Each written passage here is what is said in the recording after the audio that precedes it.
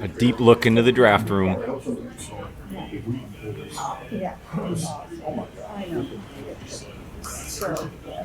It'd be thrilling. The whole Thanks, Sheila. time, I had a pretty good sense that he was not going to last till 18.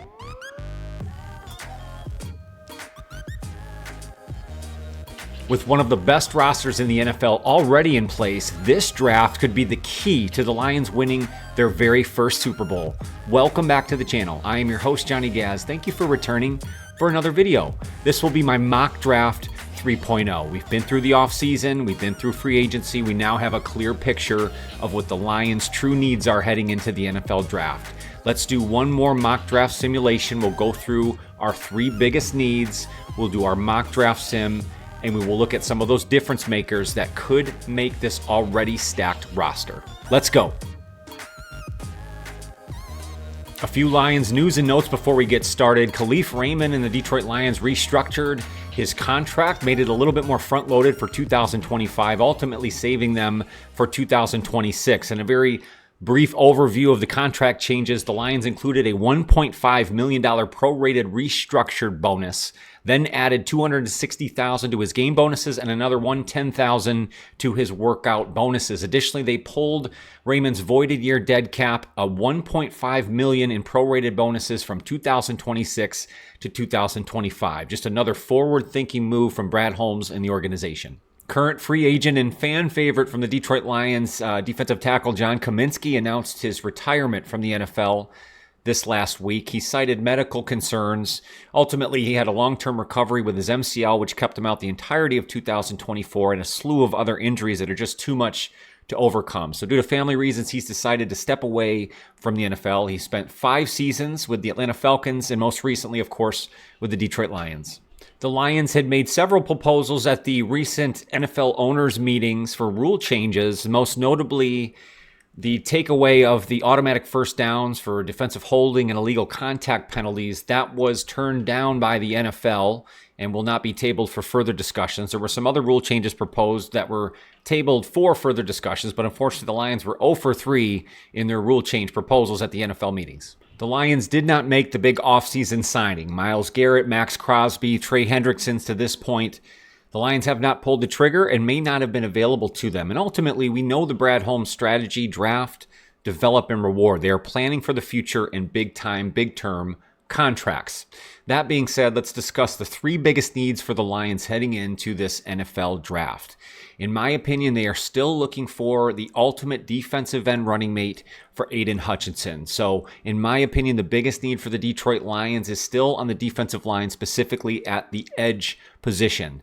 Secondly, I believe they have to continue to bolster their offensive line. They lost Kevin Zeitler to the Tennessee Titans this offseason, so I believe they have a hole at guard. Now, they may promote second-year player Christian Mahogany, and they may move Graham Glasgow over to the other guard position.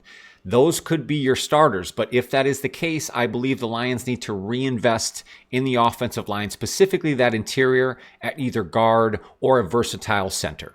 The third biggest need for the Lions, to me, comes down to 2 big decisions as far as contracts, and that is what happens with Kirby Joseph and then their longer-term plans with wide receiver Jameson Williams.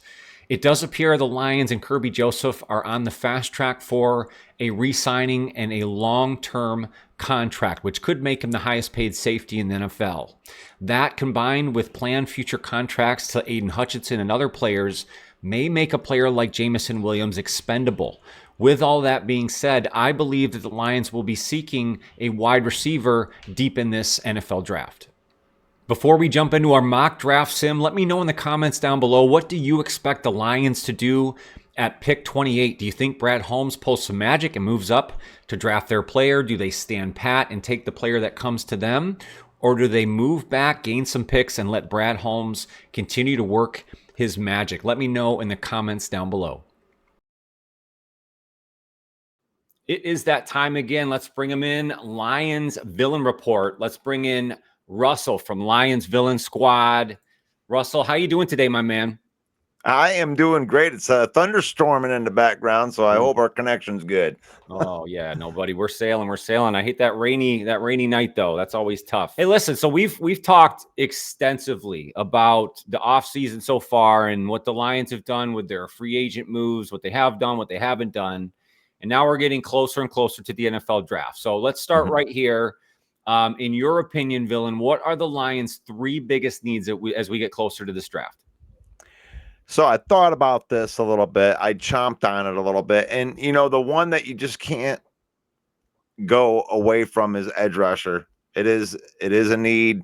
And no matter how much you want to try to talk yourself out of it, there it is. It's staring you right in the face. We need an edge rusher. It's on the front of the bulletin board. I'm not going to ignore that giant elephant in the room. And that giant elephant is a pass rusher. Outside of the defensive line, or maybe you're not going away from that, is the secondary need for the Lions. If they're able to get what you like on the edge, where else should they go from there? So the curveball I'm throwing in on this isn't getting a person. Like, to me, the biggest need is to stay healthy. I mean, you got Hutchinson. If we have Barnes and we have Anzalone and we have Davenport and we have these guys healthy, then that's going to make a big difference. I haven't even seen what it looks like. So you get Aleem McNeil back in the middle of the season. I want to see it be healthy. That's a big, huge need for me. That's need number 2. And need number 3, and this changed. They had the owners meeting, and Brad Holmes talked, and Dan Campbell talked, and one of the things Dan Campbell said was Giovanni Manu might swing in. And you don't just bring something up like that unless you're planning on doing it. So I love the idea.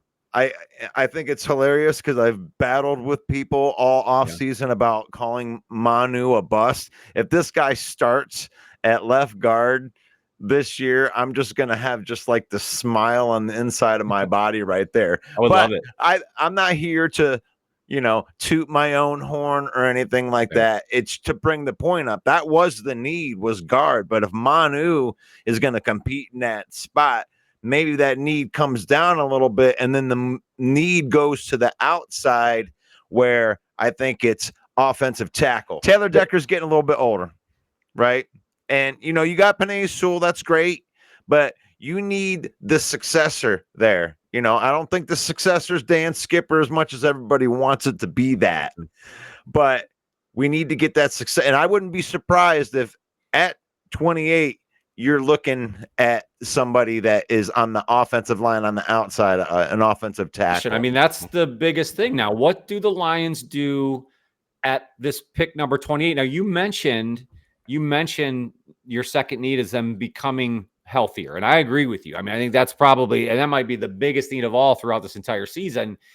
With that being said, do you think Brad Holmes does something with the set of picks they currently have to make a move at pick 28? Or do you see them staying pat? In your ideal world, Villain, what happens with this pick in round 1? I think they like a couple guys. If I had to make my pick right now, I know that we talked about that James Pierce. I think that's that for the schematic change. If they're going to a 4-3 or from a or to a 3-4 base, I could see the James Pierce thing a lot more. Shamar Stewart, they had him in for the visit.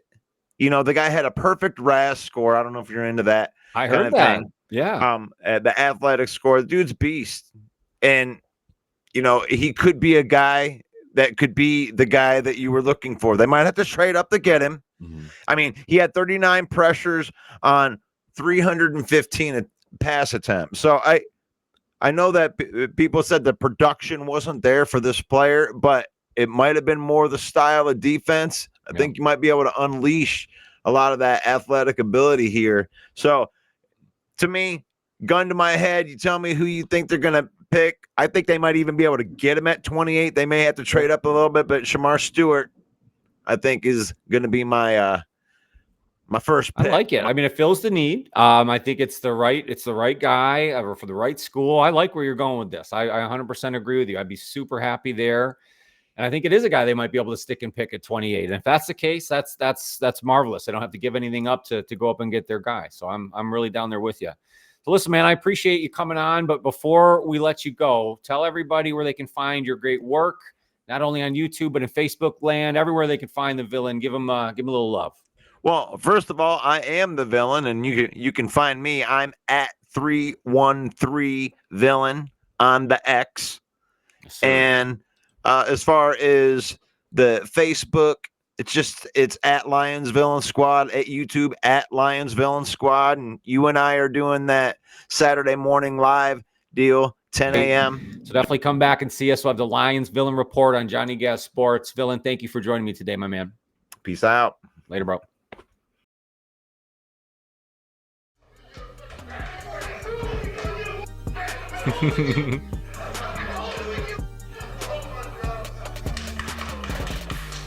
What a madman.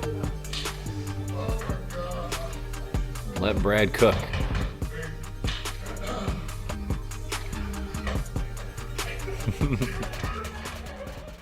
For our mock draft 3.0, we will be using again the Pro Football Network mock draft simulator. I will post the link in the description down below. We'll do a 4-round mock draft for the Detroit Lions. We'll go over each individual pick. I will look at the offers as far as a trade, and we'll see what would have been picks ahead of the Lions to see if there is trade possibilities potentially for Brad Holmes and the Lions organization. So let's dive in to our mock draft 3.0. So here we are at the Lions pick number 28, and there really weren't offers to move back that I would have been happy with. Let's go through the picks that would have impacted the Lions here in this first round. Obviously, Abdul Carter out of the Lions range there goes 2 in this particular draft. Mason Graham, defensive tackle out of Michigan, goes 7 to the Jets. Shamar Stewart, the edge, to the Panthers at 8. Then you have defensive tackle Derek Harmon at 13 to the Dolphins. Malachi Starks, the safety out of Georgia, goes to Alabama, followed up by Mikael Williams, the Georgia edge, to Arizona. Tyler Booker, the guard, to the Cincinnati Bengals there to solidify their offensive line. I like him out of Alabama. Jalen Walker out of Georgia goes to Pittsburgh. And then there's James Pierce Jr. There's a draft pick at 23 going to the Green Bay Packers. So unfortunately, that's a guy I like that I would like to see the Lions pursue. And that's a position as far as being picked at 23 where the Lions could decide to go up and get him if there was a right price situation. I would love to see that, but in this particular case, he is off the board at 23. Then you have Gray Zabel, the guard I really like, going to Minnesota. 2 players back-to-back who I really would like to see the Lions go get, unfortunately end up in the division in this particular mock draft sim. That's pretty incredible. Nick Scorton goes 2 picks ahead, the edge out of Texas A&M, another player that I have mocked to the Lions in a lot of cases. So the chips didn't really fall in the Lions' favor in this case. So to me, this one would have set up to where Brad Holmes needs to move up to get their guy. Now, there are certainly other options, and they could choose to stand pat, and that certainly may be the case here with a defensive tackle. The way I see this one shaking out is somehow the other defensive tackle, Kenneth Grant from Michigan, is still on the board. He was sort of Mason Graham's Robin to his Batman, and I think he could fit in well with the Lions. We know they're going to be without Aleem McNeil for a good period of time at the beginning of the season. That means they need to have replacement defensive tackles. They went out and got one in free agency. They re-signed Levi Onwuzurike, so they've done some things there, but I think it would help them to bolster the defensive tackle room. And a guy like Kenneth Grant is a space eater and could do good things next to a guy like Aiden Hutchinson. So to me, I think if they stay at pick 28 in this scenario, you take Kenneth Grant, the defensive tackle out of Michigan. Now at the Lions' second round pick 60, I think the way the first round shook out, where you either have decided to move up to get your guy, but in this case we took the defensive tackle, Kenneth Grant out of Michigan, but I really think they need to get an edge. So if they don't do that in round 1, I think the most important thing with this second round pick at 60 is to go get the edge that they want. Now, again, if they decide not to move up and go get it, the way it fell in this particular draft is Kyle Kennard, the edge out of South Carolina. I like his length. I like his size. I think he would bookend Aiden Hutchinson well. And I think if he fell to this pick at 60, I think you absolutely take him. So, again, I'm solidifying the edge with Kyle Kennard, the edge out of South Carolina. With my first 2 picks in this mock draft simulation, we have, I think, solidified the defensive line. We started with Kenneth Grant, the defensive tackle out of Michigan, space eater, run stuffer, then followed up with the edge, Kyle Kennard, athletic, long, someone to bookend Aiden Hutchinson. So in this case now, I think you need to move away from the defense, and I think we need to focus in on the offensive line. We know that there are some questions at the guard position, and now I think it's the perfect time, the last pick of the 3rd round, pick 102, to look at a guy, small school, Jackson Slater out of Sacramento State. You can read it there.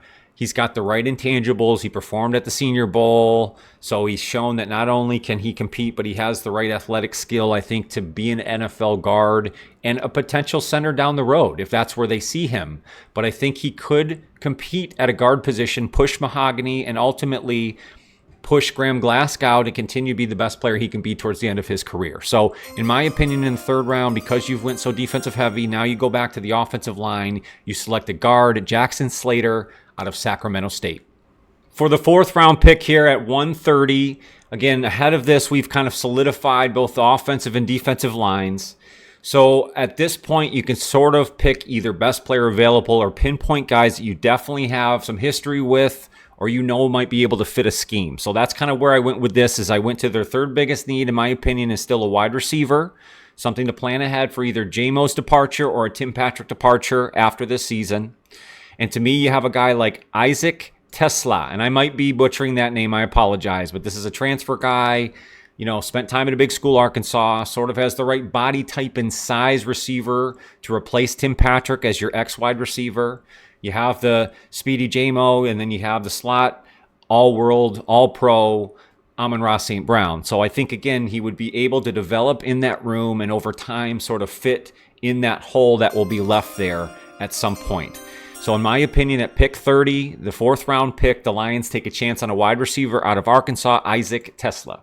Here are the picks from our mock draft 3.0. We started by solidifying our defensive line with the defensive tackle, Kenneth Grant, the space eater, then followed it up with the bookend, Aiden Hutchinson, the edge, Kyle Kennard out of South Carolina, athletic on both sides of the defensive line to wreck house. Followed it up on pick 102, round 3, with a guard to hopefully push the starters there, Jackson Slater out of Sacramento State. Then in the 4th round at pick 130, we went with the project wide receiver, a hopeful ex-wide receiver replacement for Tim Patrick down the road, Isaac Tesla out of Arkansas. 2023 NFL Draft. The Detroit Lions select Jahmyr Gibbs, running back, Alabama. I think it's working out. That's going to do it for our mock draft 3.0. What did you think of our mock draft simulation, solidifying the defensive line, following it up with an offensive line pick, then a wide receiver? What do you guys see for the Lions here in the upcoming NFL draft? Let me know in the comments down below. Thank you guys so much for sticking around for another video. If you dig the vibe here at Johnny Gaz Sports, make sure to hit that like button. It's the best free way to help out the channel. I'd also love it if you consider subscribing. We are on the road to 3,000 now, and I think we're going to get there thanks to you guys. There's a membership option available. That's where I do all my live game play-by-plays, highlights, reactions, a ton of other fun stuff. But there is always free content available here for you all the time, or on any one of my other socials at Johnny Gaz Sports. More than anything else, take care of yourself and your mental health. That's more important than anything. I want to make sure you come back and see me on future videos. Have a fantastic week or weekend ahead. Go Lions.